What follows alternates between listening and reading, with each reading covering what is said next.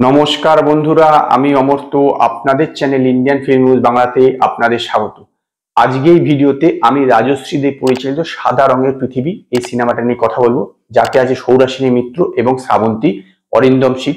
তো এই সিনেমাটা সত্যি কথা বলতে গেলে কি, এই জাতীয় সিনেমা না এখনকার দিনে সচরাচর তৈরি হচ্ছে না বাংলাতে। এটা একটা কিন্তু ব্যতিক্রমী প্রচেষ্টা। এই সিনেমাটা যদি একটু প্রচারটা একটু ভালো লেভেল হতো, আমার দৃঢ় বিশ্বাস সিনেমাটা কিন্তু দাঁড়িয়ে যেত বা অন্য লেভেল হতে পারতো। কিন্তু এর প্রচারটা একদমই সেরকম ভাবে হয়নি, সেই জন্য হয়তো এই সিনেমাটা যেরকম সাফল্য পাওয়ার কথা সেরকম পাবে না। তার কারণ হচ্ছে এর প্রচারটা কিন্তু একদমই খারাপ হয়েছে, একদমই খারাপ লেভেলে প্রচার হয়েছে। গল্পটা আপনি ট্রেলারটা দেখে বুঝতে পেরেছেন যে বেনারসে একটা বিধবাদের একটা আশ্রম আছে, সেখান থেকে বিভিন্ন বিধবা গায়েব হয়ে যাচ্ছে। তো এর পিছনে কে আছে, প্রথমে মনে হচ্ছিল যে এর পিছনে বোধহয় ভূত আছে, কিন্তু আলটিমেটলি এর পিছনে কে আছে সেইটাই এই সিনেমাতে দেখানো হয়েছে। দেখুন, এই সিনেমাতে যে একটা থ্রিল থাকার কথা, এটা একটা থ্রিলার, যেহেতু এই যে থ্রিলারটা থাকার কথা, রাইটিং লেভেলে কিন্তু একটা অনবদ্য আছে। মানে টোটালি কিন্তু আপনি পুরোপুরি এনগেজিং। অনেক সময়তে আছে এরকম আপনি বুঝতেও পারবেন না যে অ্যাকচুয়ালি কি হচ্ছে। আর সবচেয়ে বড় ইউএসপি যেটা হচ্ছে, সেটা হচ্ছে এই সিনেমার অভিনয়। এখানে শ্রাবন্তীর একটা, আমি ট্রেলারও শুনেছি, একটা ডায়লগ আছে, তুই তুই আসলে কে। শ্রাবন্তী বলছে হারামি। মানে শ্রাবন্তীর কিন্তু এখানে একটা নেগেটিভ শেডও আছে। তো তার কি দুটো রোল না একটাই রোলের দুটো দিক, সেটা আপনার সিনেমা দেখলে বুঝতে পারবেন।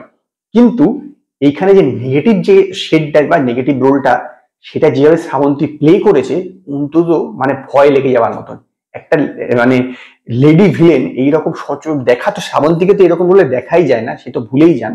কিন্তু লেডি ভিলেনকেও এইরকম রিসেন্ট টাইমে কিন্তু আপনারা দেখতেও পাননি। মানে শ্রাবন্তী এতটাই ভয়ানক কাজ করেছে, এতটাই ভয়াবহ লেগেছে বিষয়টা, নেগেটিভ রোলটা সে যখন প্লে করেছে, যেরকম ভাবে সে সেটাকে প্লে করেছে, এক কথা ভয়ানক লেগেছে, ভয়ানক লেগেছে। এবং পুরোপুরি মানে মূল আকর্ষণটাই কিন্তু সেখানে মানে শ্রাবন্তীর উপরে দাঁড়িয়ে আছে। পুরো সিনেমাটার মূল আকর্ষণটাই শ্রাবন্তীর উপর দাঁড়িয়ে আছে। এনগেজিং খুব ভালো হয়েছে, এবং এই সিনেমার ক্যামেরার কাজও বেশ ভালো, প্রোডাকশন ভালো, যথেষ্ট ভালো।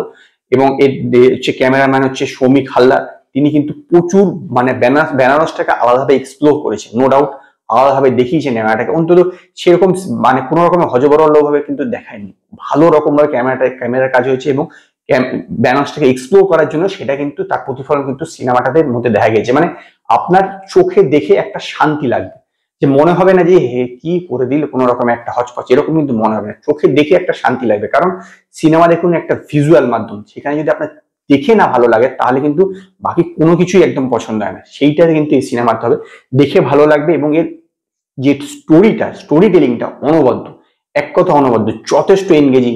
এবং অভিনয় প্রত্যেকে খুব ভালো করেছে, খুব ভালো করেছে। কিন্তু তথাপি আমি বলবো এই সিনেমাটা যদি একটু প্রচার হতো, তাহলে হয়তো এই সিনেমার বক্স অফিসটা আলাদা লেভেলে যেতে পারতো। আমি জানি না কি লেভেলে সাফল্য পাবে, কিন্তু এর অনেকেই জানে না যে এই সিনেমাটা বেরিয়েছে, বরং ওর অন্য একটি সিনেমা বেরিয়েছে, তার একটু বেশি প্রচার হয়েছে। এই সিনেমার কিন্তু তুলনায় প্রচারটা একদমই কম হয়েছে। প্রচারটা বেটার হলে অনেক বেটার হতো, এবং শ্রাবন্তী অভিনয়টা অন্য লেভেলে যেত, লোকে জানতে পারতো যে শ্রাবন্তী কি লেভেলে অভিনেত্রী। মানে ও তো জানেই, কিন্তু এই জাতীয় রোল সে কিভাবে পোট্রে করেছে সেটা না দেখলে বিশ্বাস করুন। আমি অবশ্যই রেকমেন্ড করবো, একবার দেখুন, তাহলে আপনাদের নিশ্চিত ভালো লাগবে। এই বিষয়ে আমি একদম মানে নিশ্চিত যে আপনাদের এই জিনিসটা ভালো লাগবে। তো সেই কারণেই আমি এই সিনেমাটাকে 5-এর মধ্যে 3.5 স্টার দেবো। যদি আপনারা সাদা রঙের পৃথিবী এই সিনেমাটা দেখে থাকেন, তো আপনারা কমেন্টে আপনাদের মতামত জানান। যদি আপনাদের এই ভিডিও পছন্দ হয়, তো লাইক করুন, কমেন্ট করুন, শেয়ার করুন।